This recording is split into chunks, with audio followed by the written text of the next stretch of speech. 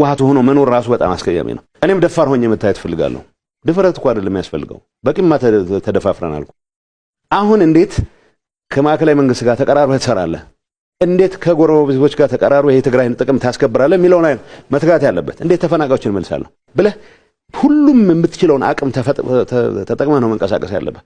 አኩራፊነት የሆነ ሰዓት ጠብቀህ ድንገት የተዳከመ ኃይል ሊኖር ይችላል የሆነ ነገር አደርጋለሁ የሚል ጦርነቱ መግባት የለብንም ነው እያልኩ ያለሁት። ለኔ አሁን በጣም በጠበበ መልኩ ነው ኢትዮጵያዊነትን መጥላት ወይ ማለት በሚል ነገር ብቻ ነው። የትግራይ በአብያተ ክርስቲያናት ብዙ ጊዜ ያው እኛም በረሃ ሆነን ኢትዮጵያ ትውደም በምንልበት ሰዓት የሆነ የምትጠለልበት ቤተክርስቲያን አካባቢ ሀገሪቱን ኢትዮጵያ የሚል ትሰማለህ።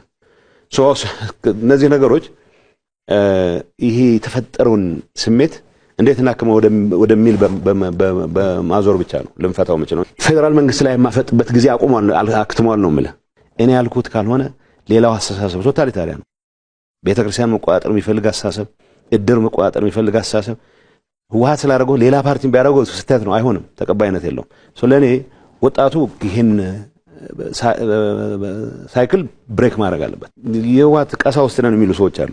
ቅስናውም የላቸው ቅንነቱም የላቸው፣ ግን እኛ ያልነው ካልሆነ በስተቀር ብለው አንድም የሚያቀርቡት ሐሳብ የለም። ባይዘው ተፈናቃዮችን ለመመለስ ያመጣው ነገር ስህተት ነው ከሚሉት በስተቀር ተፈናቃዮችን ለመመለስ የሚያስችል የሚባል ፕላን የላቸውም። ፕላን የላቸውም ብቻ ሳይሆን እንዲመለሱም አይፈልጉም። እኔ ሪግሬት የማደርገው ተጭኜም ጉልበት ተጠቅሜም ለምኜም ጸልዬም መስተካከል የነበረበት ከፌደራል መንግስቱ ጋር ሆነን የጀመርናቸው ተፈናቃይ የመመለስ ተፈናቃዩ ራሱን እንዲያስተዳድር ማድረግ እዛ አካባቢ የነበረው ደባል አድሚኒስትሬሽን እንዲፈርስ የማድረግ ስራ ሳንሰራው ጊዜ ባከነ ነው። አሁን ደግሞ ምን ማየት ጀመረ ብዙ ሰው እነዚህ ሰዎች ለተወሰነ ጥቅም ቡድን ጥቅም ሲባል ሌላ ጣጣ ውስጥ ሊከቱን ነው። ኢንፋክት ያለፈውን ትግሉን ጭምር መጠየቅ የሚጀምርበት መጠየቅ የለበትም እላለሁ። በቃ ለዛ በተፈጠረልን ነገር ያረጋው አምኖበት ያረጋው እስከሆነ ድረስ ይሄንን መጠየቅ መጀመሩ የሚያሳየህ ለሪፍሌክሽን ቦታ ሩም አለ ነው። ዝም ብለህ እንትን ካልክ ከፈረጅከው እንደዚህ ያለ ሁሉ ኢትዮጵያዊነትን ክዷል ካልክ እንደዛ የሚባል ነገር የለም። በቂ መሬት ላይ የተፈጠረው ሁኔታ ፕሮፓጋንዳችን ምን ነበረ? በምን ዙሪያ ተመስርቶ እኔ እስከወጣ ድረስ ባንዲራ መጨረሻ አካባቢ ነው ያስገባሁት። ሲመጡ ራሳቸው እንትን ይሉ ነበር።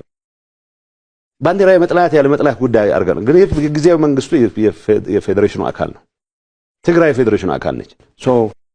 የሆነው መሆን ያለበት ወጣቱ የራሱ ባለቤት መሆን መቻል አለበት።